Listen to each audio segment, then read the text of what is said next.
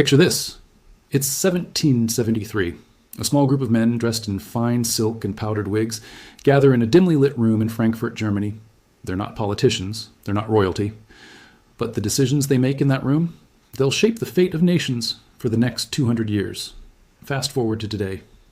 Right now, as you're watching this video, there are exclusive clubs, ancient networks, and centuries-old organizations quietly pulling strings behind the curtain of the world's most powerful financial markets. And here's the kicker. Most people have no idea they even exist. We're not talking about wild conspiracy theories or lizard people running the planet. No. We're talking about real groups with real power. Organizations that have survived revolutions, world wars, and the rise and fall of empires. They've adapted, evolved, and embedded themselves so deeply into the global financial system that untangling their influence is nearly impossible. So, who are they? How do they control markets, and why does it matter to you? Stick around, because what you're about to discover might change the way you see the world forever. Let's dive in. First on our list is a group so influential, their story reads like a Hollywood script, the Rothschild family. Starting as humble coin dealers in the 18th century, they built a banking dynasty that financed wars and kings. Their secret? A revolutionary private communication network that gave them information faster than anyone else. Imagine getting market news hours or even days before your competitors. That's the power they wielded. Today, their descendants and the institutions they founded are still major players in global finance, mergers, and acquisitions. Their influence is less about direct control and more about a vast, powerful network built over generations. Next, we have the Bilderberg Group. While not as ancient, their secrecy is legendary. Every year since 1954, 130 of the world's most powerful people, prime ministers, tech billionaires, and finance ministers, meet behind closed doors. Their agenda is private. Their discussions are off the record. They claim it's just a forum for informal talks. But critics argue that when the heads of major banks, corporations, and governments meet in secret, the policies they discuss inevitably shape the global economy. They set trends, they form consensus, and their decisions ripple across stock markets and national policies without any public oversight. Finally, let's talk about the Knights Templar. Yes, the medieval crusaders. While the original order was officially disbanded in 1312, their legacy is far from over. They're credited with creating one of the earliest forms of international banking, allowing pilgrims to deposit assets in one country and withdraw them in another. Sound familiar? Many modern banking practices can be traced back to their systems. Rumors persist that the Templar treasure and their financial knowledge never disappeared. Instead, they went underground, re-emerging through other secret societies and banking fraternities that carry on their traditions of secrecy and financial prowess.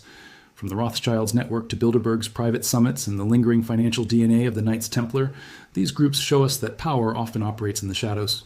Their influence isn't about pushing a single button to crash the market. It's about setting the rules of the game. It's about access, information, and a level of coordination that most of us can only imagine. Understanding these hidden forces is the first step to seeing how the world truly works. Ever heard of the Venetian black nobility? Sounds like a secret society from a movie, doesn't it? Well, back in the 13th and 14th centuries, these families were the real-life architects of finance. Venice wasn't just a city of canals, it was the Wall Street of the medieval world. The black nobility controlled the lucrative trade routes between Europe and Asia. They financed wars, lent money to kings, and when those kings couldn't pay up, they'd take control of ports, lands, and sometimes even entire governments. The crazy part is, many of these families are still around today. Their descendants are deeply woven into modern banking, luxury brands, and even tech. They've rebranded, trading their crowns for corner offices, but their wealth and their powerful networks, still very much intact. You might think this is just a cool history lesson, but it's not. The strategies they mastered, creating monopolies, controlling information, and manipulating currency, are the same ones being used in global markets right now. The players have changed, the tools are more advanced, but the game remains the same. Now, let's talk about the elephant in the room, the Rothschilds. You've heard the name everywhere, from documentaries to online forums. Some of it's true, some is exaggerated, and a lot is pure fiction. Here's what we know for sure. In the late 1700s, Mayer Amschel Rothschild, a coin dealer in Frankfurt, had a revolutionary idea. He sent his 5 sons to 5 key European capitals: London, Paris, Vienna, Naples, and Frankfurt. Each son started a banking house, and together they created the world's first international banking network. Think about that. No phones, no internet, no email. Yet, the Rothschilds could move money across borders faster than any government. They famously financed wars on both sides, ensuring they profited no matter who won. During the Napoleonic Wars, they used carrier pigeons to get financial news faster than anyone, buying up assets for pennies on the dollar while everyone else panicked. By the mid-1800s, they were the richest family on earth, funding massive projects like the Suez Canal and railroads across Europe. So where are they today? The Rothschild banking empire is still very much alive, though it's more private and less flashy now. Their wealth management firms still advise governments, major corporations, and the ultra-wealthy. They aren't pulling strings from some secret lair, but they are definitely still in the room where it happens, influencing the financial world in ways most of us never see. Have you ever really looked at a dollar bill? You've got the all-seeing eye, the pyramid, those Latin phrases. It's packed with symbolism often linked to the Freemasons. Now, whether you think they're a secret society or just a social club, their influence on modern finance is hard to ignore. Back in the 17th and 18th centuries, the Freemasons weren't just about secret handshakes. They were a powerful networking hub for merchants, bankers, and intellectuals. In fact, many of the key figures who founded the Bank of England back in 1694 were prominent Freemasons. Fast forward to the United States. The Federal Reserve, our central bank, was established in 1913, but its origins are shrouded in secrecy. It was planned during a clandestine meeting on Jekyll Island, Georgia. And who was there? Some of the wealthiest and most powerful bankers in America. Now, not all of them were confirmed Masons, but many had deep connections to these exclusive financial circles.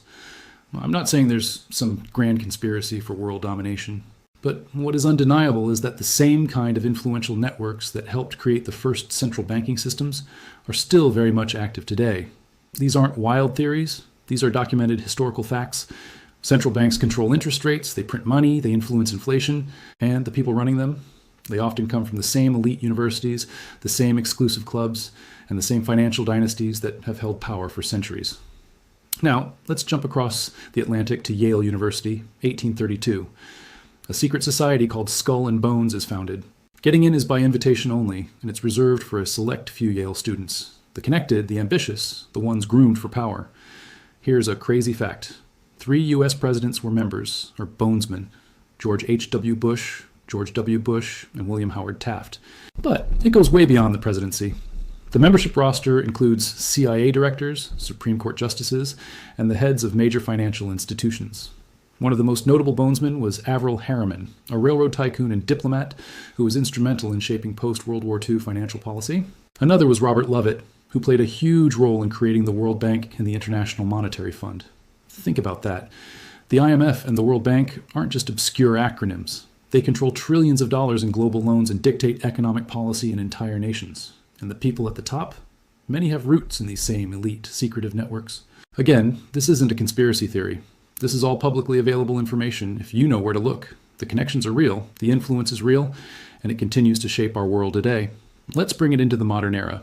Every year, about 120 to 150 of the world's most powerful people gather for a private, off-the-record conference. No press, no recordings, no public statements. It's called the Bilderberg meeting. The guest list is a who's who of global power. Prime ministers, CEOs of multinational corporations, heads of central banks, and media moguls. They gather to discuss major global issues like economics, technology, and geopolitics. The catch? We have no official idea what's actually said. It's all behind closed doors. The Bilderberg Group was founded in 1954 by a Dutch prince and a group of European and American elites. Their official goal was to foster understanding between North America and Europe. Sounds harmless, right? But critics argue that these annual meetings are where major global policies are decided in secret, long before they're ever presented to the public. For instance, some researchers claim that the push for the European Union and the euro currency was a topic of discussion at Bilderberg meetings years before they became a reality. Whether you believe that or not, one thing is certain. The people in that room wield immense power over global markets.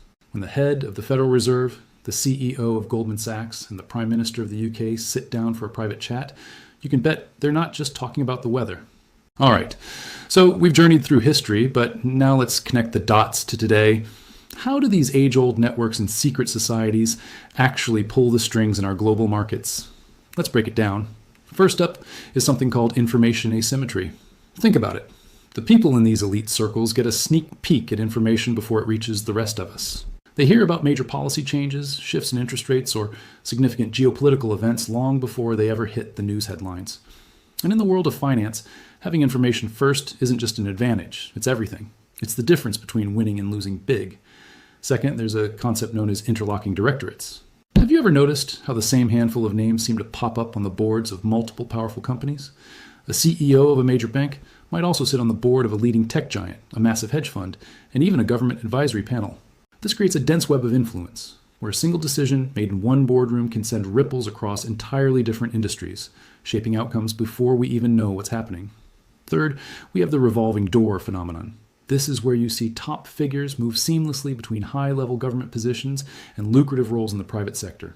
For example, a former Treasury Secretary might become a senior executive at a Wall Street firm, or a top regulator might leave to join the very company they were once in charge of overseeing. This blurs the lines between public interest and private profit, making it hard to tell whose interests are truly being served. And fourth, it's about the control of capital. These networks don't just influence markets. They essentially control the flow of money. Powerful private equity firms, hedge funds, and investment banks, often with deep ties to these elite groups, are the gatekeepers. They decide which companies get the funding they need to grow, which industries are destined for a boom, and ultimately, which economies will thrive and which might be left to struggle. So this all sounds a bit sinister, right?